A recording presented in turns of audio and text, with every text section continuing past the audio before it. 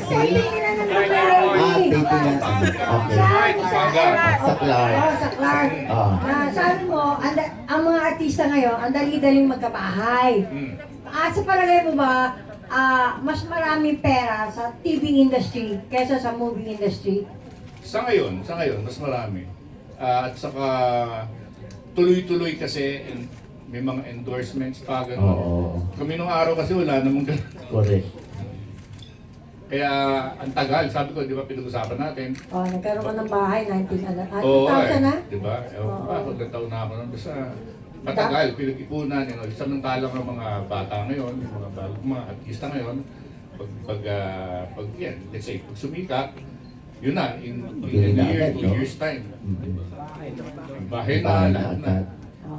Ayun nga yung Pwede na mag-asawa. Kami nun hindi eh. Eh, di ba? Si Tita Mercy, hindi napakinabangan yung bahay bata.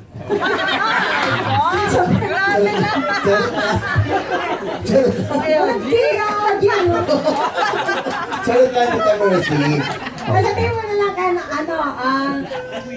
Daniel. Di ba intindihan Ano nila na yung lang, sinabi ayaw mo? mo sabihin mo nga sa amin, sa harap na, sabihin mo nga kay Be My Bride. Wow!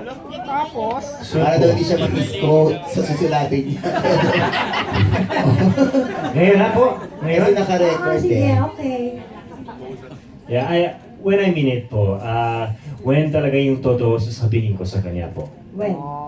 When? Not now. Surprise po. For now, be my lady kami muna. Be My Lady muna. Gusto mo ba Be My Bride? Be My Bride, Be My Wife. Be my wife, be my bride, pwede.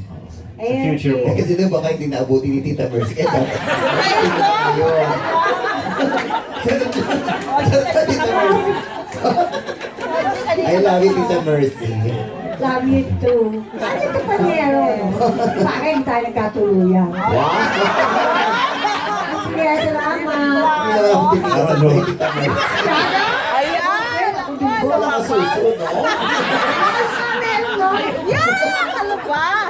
Nakakapagsambay na ako ngayon. Pagkagsambay? Oh, bisexual.